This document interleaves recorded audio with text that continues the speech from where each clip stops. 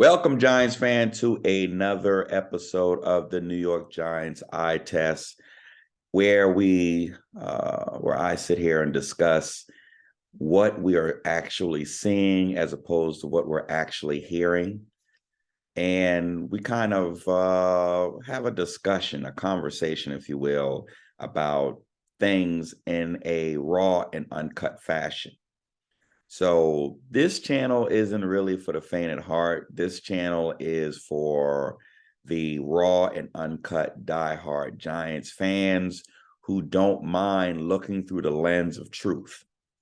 So I want to start off today. My subject is simple. What the fuck are we doing as Giants fans right now? What the fuck are we doing right now as Giants fans? The reason why I say this is because I'm going through social media and I'm on these platforms, and I just find it odd that we have just a huge pendulum swing from one extreme to another. And I can't understand why, since this team, the product that's been put on the field for several seasons, has been trash. So I don't really understand exactly why we are feeling ourselves to the point where we're overlooking the Minnesota Vikings. And we're overlooking the Minnesota Vikings because the last time we faced the Minnesota Vikings, they beat us on a 61-yard field goal. Okay, I fucking get it. And after that loss, if you look at my video, after that, the post-game reaction is I couldn't even be upset. The reason why I couldn't be upset is because I saw actual offensive progression. I saw progress. Now, before this Minnesota Vikings game, can we just keep it real for a half a tick? We were not executing offensively the way we should be executing. We were running on first down. We were running on second down.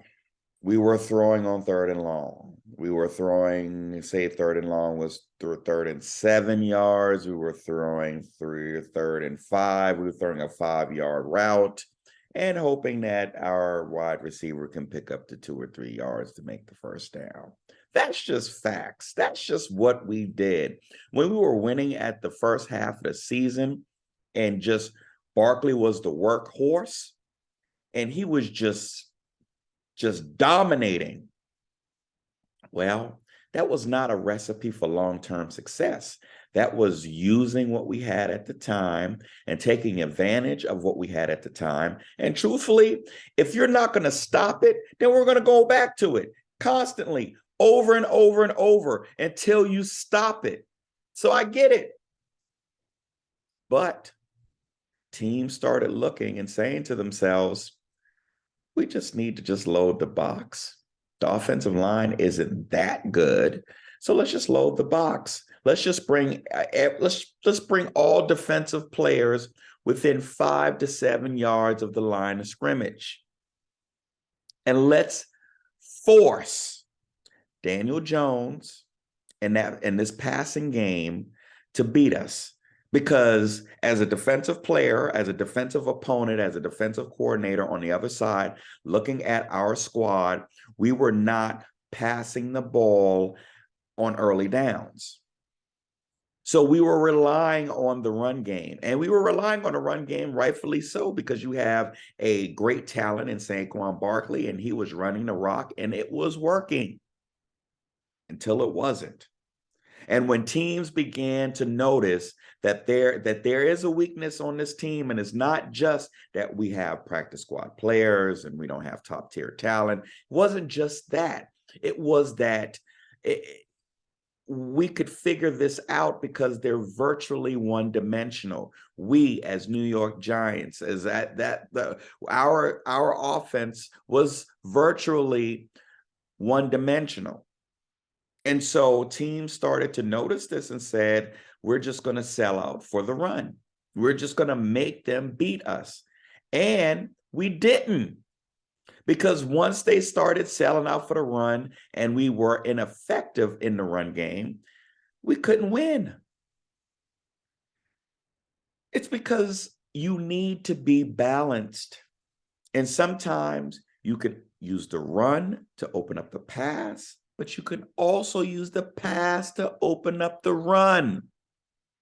Let us not forget that when you can throw the ball effectively down the field, coverage will back up.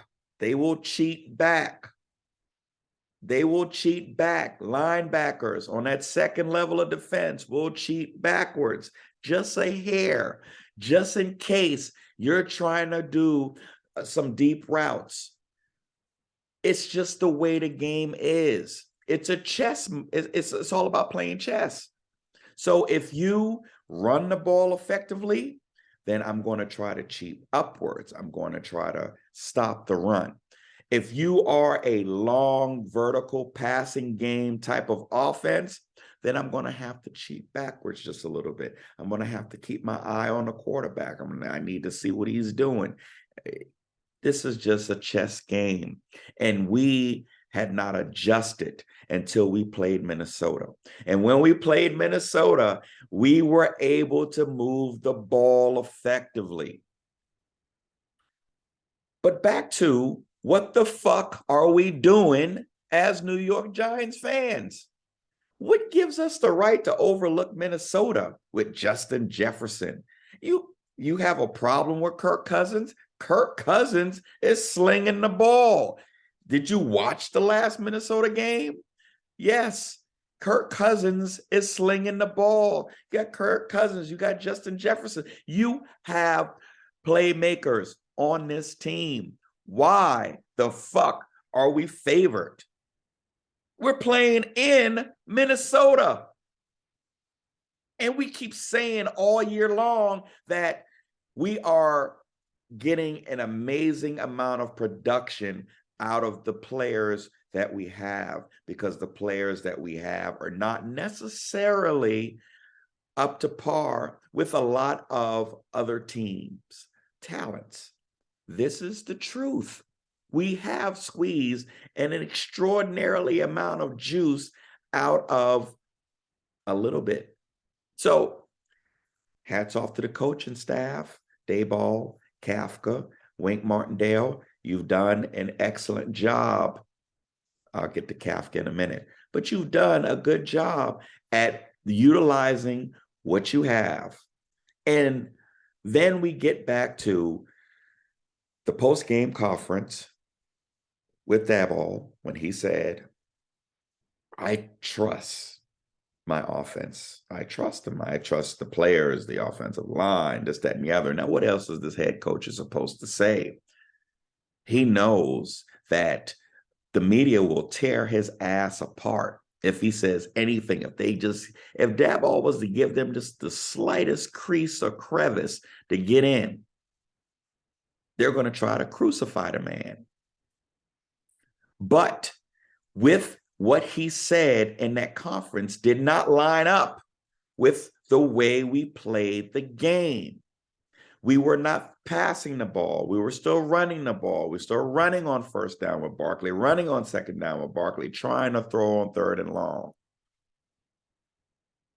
So I don't give a fuck about all of these stats. Okay, stats have their place. They have their place within the toolbox.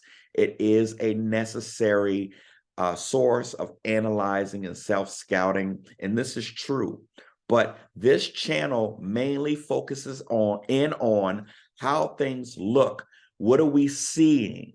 And we were seeing that even after Daboll made that comment, that it still didn't look like there was any sort of trust there. Didn't look like Kafka trusted Daniel Jones to effectively and efficiently throw the ball. It didn't look like Kafka or Daboll trusted his wide receivers to win one-on-ones and catch those balls in tight areas. It didn't seem that way. So for a while there, as we started to lose, those words didn't line up with actions. But I go back again to when we played Minnesota. And when we played Minnesota, it actually looked like we trusted Daniel Jones.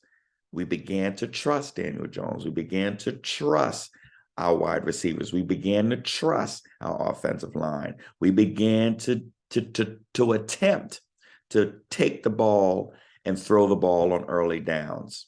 And that produced Jones, and I believe if it wasn't the highest passing yardage total that he had all year, it was the second at least. And over the course of a season or two, it was up there. Okay. So, I mean, my problem here, so you probably say, well, so what is your problem? Well, my problem is that we need to remain humble. That's my fucking problem. We need to understand that we're right now playing with house money. That at the beginning of the season, how many people said that we were going to be 9-7-1?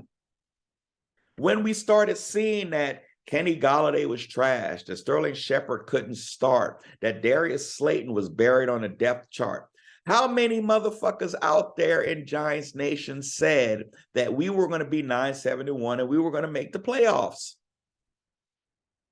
So I'm glad we're there because, and I wanted to do it. If you looked at my previous videos, I always said that I didn't want to back into the playoffs. I wanted to control our own destiny. I wanted us to beat who we needed to beat to get into the playoffs. Regardless, I can't stand the mathematics where this team has to win and this team has to lose and this team has to lose. And if that happens, then you get into the playoffs. That's a fucking waste of time.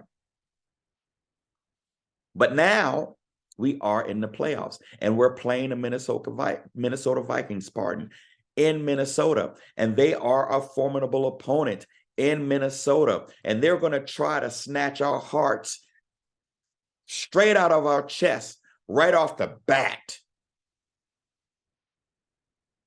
And we need to play flawless football. I'm sick of people thinking that somehow we're on some type of 2007 run or whatever. This shit is ludicrous.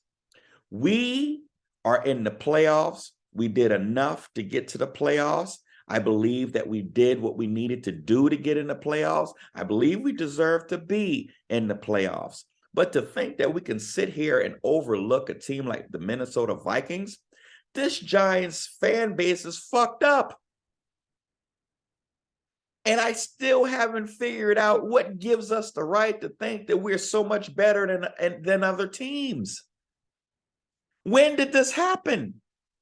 Especially since we give Daniel Jones a pass, some of us anyway, when things don't go well. Well, look what he has to. He doesn't have anyone to throw to. He doesn't have no time on the offensive line. It doesn't make a difference where you stand on these arguments or these justifications for Daniel Jones. The point is that we are ready to acknowledge subpar talent when Daniel Jones and our New York Football Giants don't do well. We are willing to acknowledge the void of talent. But when we do win, when we are doing okay, when we're doing adequate, when we're doing well, we tend to overshoot ourselves. We sit here almost like delusional Dallas fans and act like we're something that we're not. And I can't understand why. Why are we? I understand fandom. I'm a fanatic New York Giants fan. I really am. I understand confidence and hope and positivity. I get it. But at least keep the shit real. Do you think that the New York Football Giants is going to fucking just walk into the Minnesota Vikings stadium and just walk away with this win? Do you not understand the mountain that we are about to have to climb in order for us to win this game in Minnesota? Are we forgetting And let's go to Mike Kafka for a minute, who I see that the Panthers want to interview Mike Kafka for a head coaching position, that the Texans want to interview Mike Kafka for a head coaching position. And I say, great, that's fantastic. I always want an individual to progress professionally. And if it was the New York Football Giants that put Mike Kafka on the map, then that's cool. But I'm not going to fucking act like losing Mike Kafka is it, like it's over. If we lose Mike Kafka, it's over. Fuck are you talking about? This dude has not proven that he can. How can I say this? The first half of the season, it wasn't a whole lot there. Yes, we did do a little more motion and things like that. I get it. But it was a little bit more creative than we are used to. But it wasn't fucking Kyle Shanahan. What makes you think that Mike Kafka is Kyle Shanahan or Andy Reid? Stop it. If we lose Mike Kafka, if he gets a head coaching position, then he's gone. I salute you, Mike Kafka. See you later. But it's not a huge loss. Now, what would upset me if we lost Wink Martindale? That would upset me because dude has been this is the aggressive defensive coach that we have been looking for. And look what he has to work with. I mean, I understand what he has to work with. We got Dexter Lawrence, and we got Leonard Williams, and we got Thibodeau, and we got Ojulari. I understand those four. Okay. I understand those four. But man, past that, who you got? Kenny was out. Adoree was out. Who you got? And we still haven't had an opportunity for those guys in the secondary to mesh, get chemistry, communicate effectively. We still don't know what this is going to look like when Adoree Jackson gets back on the field with McKinney, on the field with Landon Collins, on the field with Julian Love. We don't know what the fuck this is going to look like on the field with Cordell Flott. We don't know what this is going to look like, guys. We don't know what it's going to look like because you need effective communication. You have to basically be able to know what your guy to your left and to your right is going to do.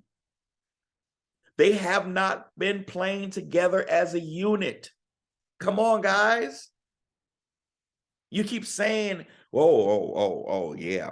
Yeah, see, last time we didn't have Adoree Jackson. Last time we didn't have McKinney. And last time this and last time that. So I'm happy if all of these guys return. I'm happy for that. I'm thankful for that. I'm hopeful for that. But you have to understand that there's more to it than just your presence on the field. You must have proper communication amongst these parts. These parts have to work in unison, just like the defensive line on the defensive side, just like the offensive line on the offensive side. Effective communication, chemistry, knowing what your guy is going to do. You have to have that. It's not just about having bodies in positions. There's more to it than that. You must have communication. You must have chemistry. You must be able to work together as a cohesive unit. And if there is any miscommunication, Justin Jefferson and Kirk Cousins will make us pay. And we're forgetting Adam Thielen. So they have different ways that they can win. So we can win this game, yes. But we have no right to walk into this thing thinking for 1 minute that the Vikings are not a formidable opponent. We have no right to go into this game and think that we're just going to go in this game and because the only reason why we lost the last meeting between us is because of a 61-yard field goal. No, we need to have the offensive output that we had in the Colts game. We need to have the defensive stands, the turnovers that we had in the Colts game. We need Daniel Jones to have the yardage in passing that we had in the Vikings game. We have to put the complete package together. If we don't, we lose. Period. There's no need for us to keep debating this. If we don't play how we played, if we were to merge what we did to the Indianapolis Colts offensively and defensively, if we are to merge the way Daniel Jones played in the Minnesota Vikings games, which he had like 300 plus yards passing. And yes, we have to be able to run the ball effectively, correct. But it's not just Barkley. They did some shit in the Indianapolis game that was being tried in other games by using Barkley as a decoy, as a diversion. That is awesome football. That's the way you get creative. Put Breida back there. Let him do his thing. Make them think that the ball is going to Barkley and give it to Breida or one of our other running backs. Let Saquon go out on the wing and catch these balls in space. Isaiah Hodgins has been a huge surprise.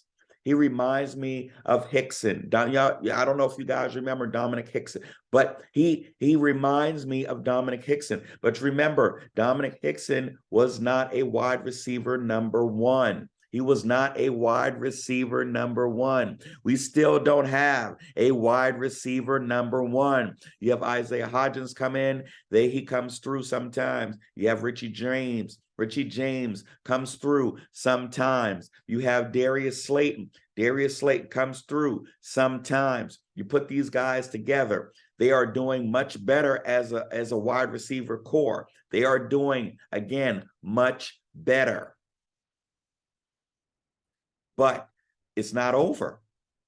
It's not enough for you to do much better. You have to play lights out on Sunday at 425. And you have to give 60 minutes of that effort that we have been noticing throughout the season. That effort, that dog in you, that never give up, never quit, that attitude that you have had, you have to sustain in this game for 60 minutes. You can never let off the pedal. You can never let off the pedal, because if you do, the Vikings will come back. The Vikings will destroy you. If we get out to an early lead, we can't play prevent defense, because Justin Jefferson, Kirk Cousins, and the rest of that offense will hurt you.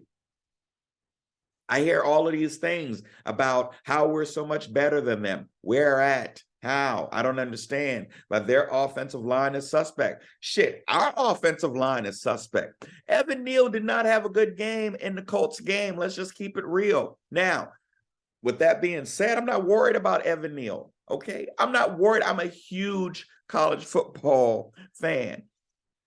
I watch college football all day Saturday. That's me. All day Sunday, it's the NFL. All day Saturday, it is college football. I start off on college game day, and we rock it all the way to the end of the night.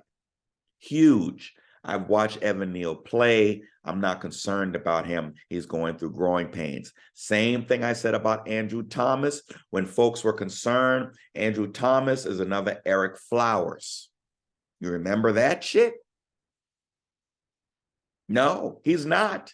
He's not. And I understand Eric Flowers might have scarred and traumatized a lot of Giants fans, but that was some bullshit. You have to give these guys an opportunity to grow and develop and learn from their mistakes. And to be a tackle in the NFL, well, shit, to do anything in the NFL isn't easy. But to be a tackle in the NFL is not easy. So he's going to have growing pains. He's going to mess up. But this is a big dude.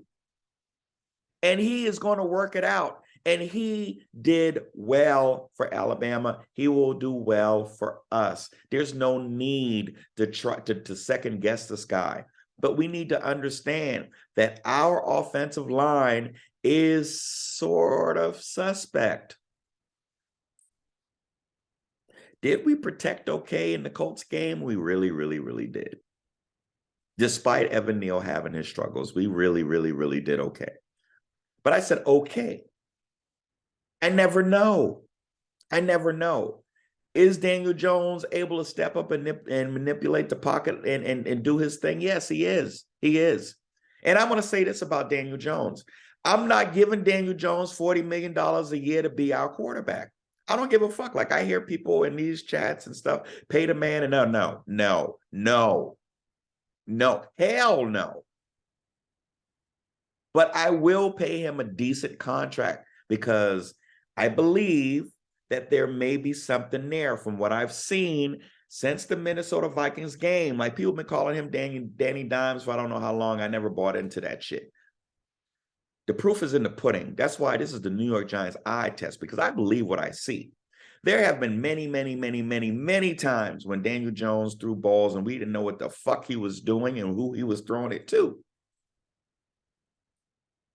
Even in, I believe it was the Colts game, when he threw two of those balls that had the defender caught the ball that was thrown seemingly right to them, that the outcome of that game might have been a little different. The momentum would have been a little different. The feel would have been a little different. Would we have still won? Maybe so, probably, but I don't know.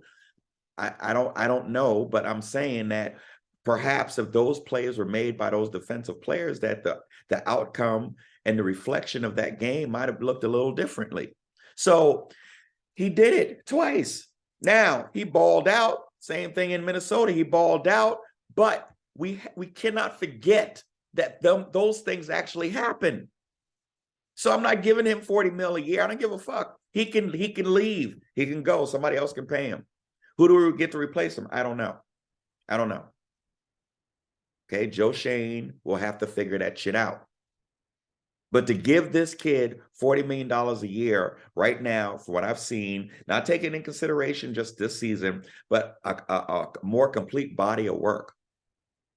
So yes, he improved greatly. He went from all the interceptions and the fumbles, and he turned that shit around. And yes, he's doing a little bit better. He's doing a little bit better in his reads and processing. Yes, he's doing a little bit better in his pocket manipulation. He's doing a little bit better in his ball placement. Yes, I get all of that. And I also get the fact that he don't have really too much to throw to.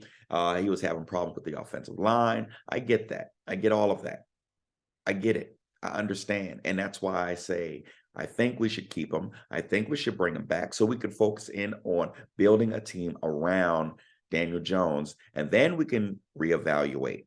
But for as we are right now, he's not worth the price tag. So if you want to tag him for 31, then tag him for 31. If you want to give him another year, build all around, you say, oh, well, if he does well, then we're going to lose him.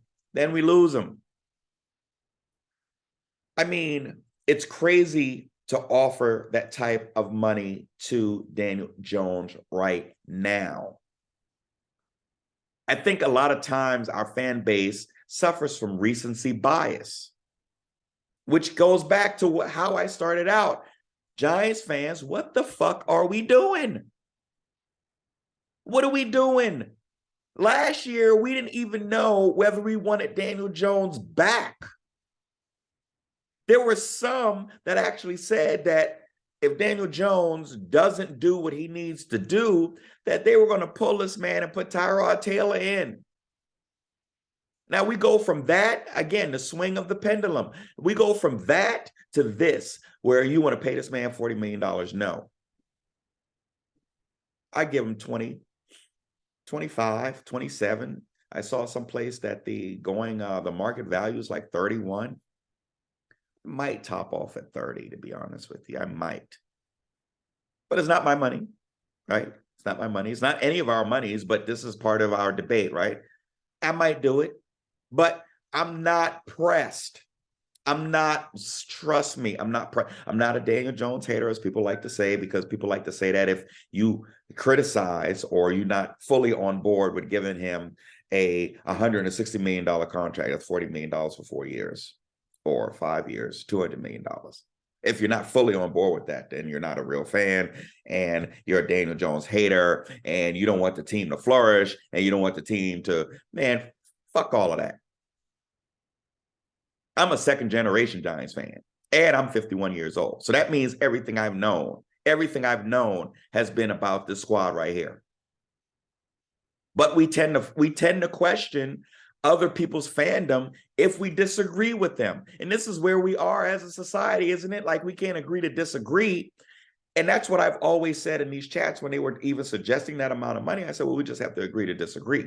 Now, I give him 25, I give him 27, 29. I might even top out at 30, maybe. But I'm not giving him $40 million. I'm not giving him $35 million a year. I'm still evaluating, for God's sake. We should all still be evaluating. You can't just sit here and say, oh, well, I've seen everything I need to see. He's trash. You can't say that. You can't say, well, I've seen everything I need to see, and then say that we're going to pay him $40 million a year. All right. None of that makes sense. So again, I'm always going back to what I've said previously. What the fuck are we doing as Giants fans? We cannot continue to buy into our own press. Like, all of a sudden, is no one noticing that all of a sudden Good Morning Football and ESPN and all of these people are now saying shit about the New York Giants now, when they didn't have us on their minds? They didn't have us to even fucking think about. Like, we were just like the bottom of the barrel. They didn't even want to spend time diagnosing our games when we had games. Giants fans had to go and find and seek out Giants content just to get a snippet of an evaluation of what our team is doing. So we now all of a sudden are the talk of the town. All of a sudden, we're being favored. What are you talking about? No. Let's remain humble. Yes, we can win this game. Yes, we may win this game, but we sure can stink it up. If we go in there with those penalties, we shoot ourselves in the foot, turnovers, Daniel Jones doesn't play well, he doesn't make the correct reads, ball placement isn't well, we don't protect Daniel Jones, we don't open up holes for Saquon Barkley to run through, Mike Kafka's play calling is not creative. If we don't create space for our offensive players, if on the defensive side we don't tackle like we're supposed to and cut out all the yards after the catch, if we do not get the Kirk Cousins and make him feel uncomfortable, if we don't diagnose and deceive Kirk Cousins in this offense, and if we cannot get turnovers, so if we can't get to the quarterback, if we can't get turnovers, if we can't cover, if we can't apply pressure, then we won't win. That's just plain and simple. So I'm not going to hold you any longer. I just wanted us to really think about all the hype. Don't buy into that shit. That shit is fake. We have a job to do on Sunday. We have a formidable opponent to do it against. We're not this big, high-powered team. We can't afford to overlook anyone. And I remember when we did this to the Detroit Lions, like we were overlooking them, like people, like we're just a better team than them. And we said, no, the fuck are you talking about? When I brought up Jared Goff, they were like, Jared Goff, this thing. No.